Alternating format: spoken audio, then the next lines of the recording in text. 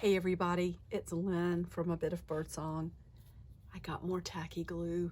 Oh my goodness. Walmart is definitely the cheapest place for this. This thing is huge and it was less than $4. I occasionally will grab a tiny one from the Dollar Tree, but they are tiny, so that means I'm really paying a lot for it. I do it for convenience more than anything. I have, let me show you.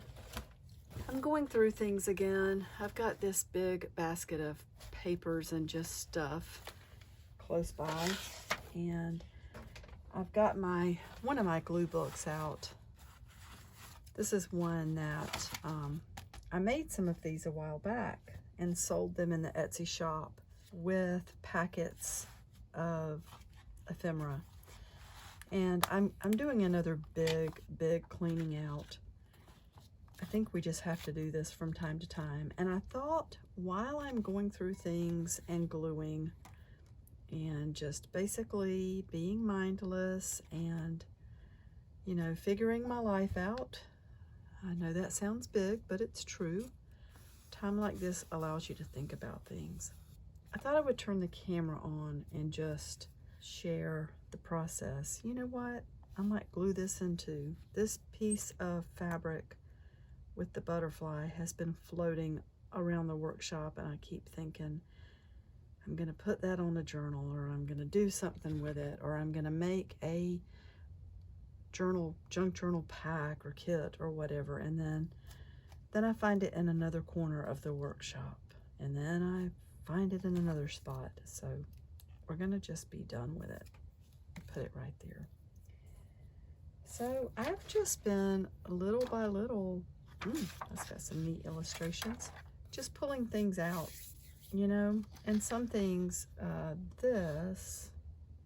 some things I'm wanting to scan or save for projects. But a lot of these things I'm either recycling or gluing into these. This is really cool tobacco industry ephemera. I'm probably going to list these in the Etsy shop. So let me stand those there. I've put some of those in fun packs before. These are heavy. It's almost like cardstock or heavier. Durham is kind of a tobacco mecca because, you know, Duke University Medical Center actually got a lot of its financial start from tobacco. And there were a lot of tobacco processing operations in this area. But Chesterfield and Lark, I'm gonna sit those there. I have a lot of things to clean out. And, ooh, look. So these old forms, I think we could cut this man out. This is from an old Montgomery Ward catalog. Maybe we'll just cut these little shorts out too. I'm not doing anything fancy. I'm doing this really just kind of fast and haphazard because I want to enjoy the process and I want to get rid of some things.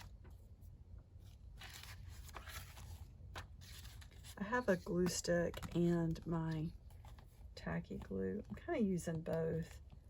This paper is a little bit textured, so I'm trying to figure out if the tacky glue holds the best. Like, let's see, like here. Let's just put a little bit under there and we will figure it out. Some of these other things, I'm wondering if I should, permanent wave. Oh, look at all this. Hot water bottle. I'm wondering if some of this I should just put into a stack and sell, you know, like a de-stash pack.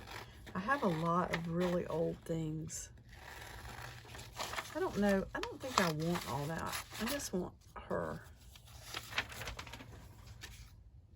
And we will recycle. the rest.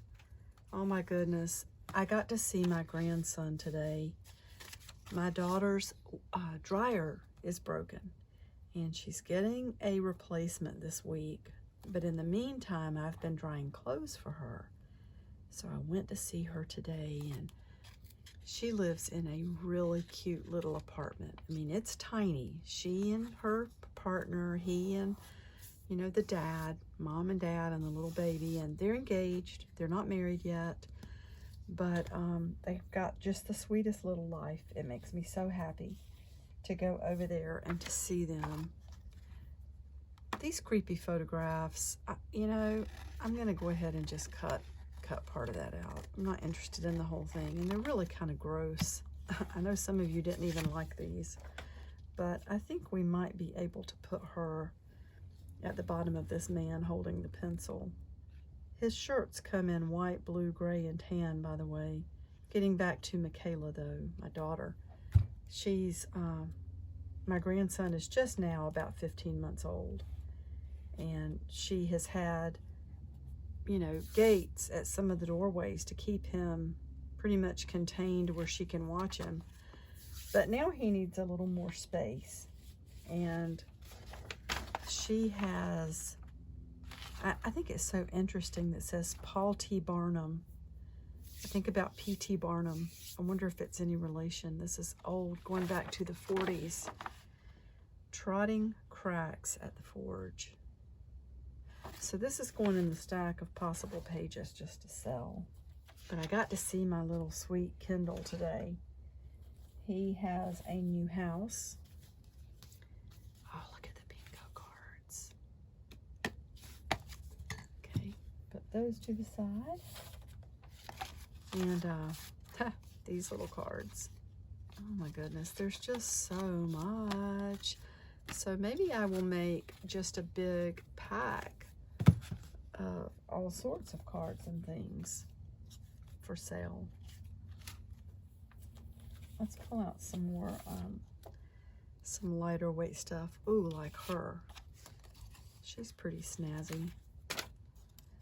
I think I'm rambling, but it's okay. There's a lot in my mind right now, but I'm gonna insert a picture of me getting in my grandson's little tiny playhouse.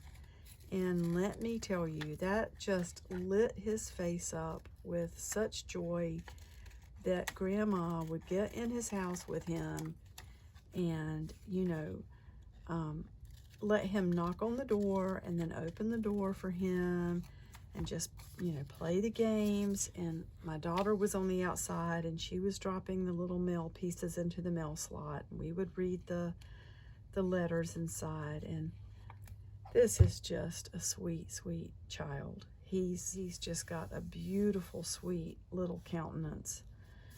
Love him so much. Who is this? Joseph Haydn. So I've been buying for Jason every time I see them out. The vintage busts of the musicians. You know how they make those. Maybe I can insert a picture here, but Jason's got them set up in his music studio like they're all talking to each other, like they're having conversations, and it's just so funny. Every time I see that, I think it's just cute. Sometimes I'll text him because I can't remember who all he has, and I'll say, you know, do you have Haydn? Do you have Mozart? Do you have Puccini? And he'll say yes or no, and I either get it or I don't, based on, you know, what he says.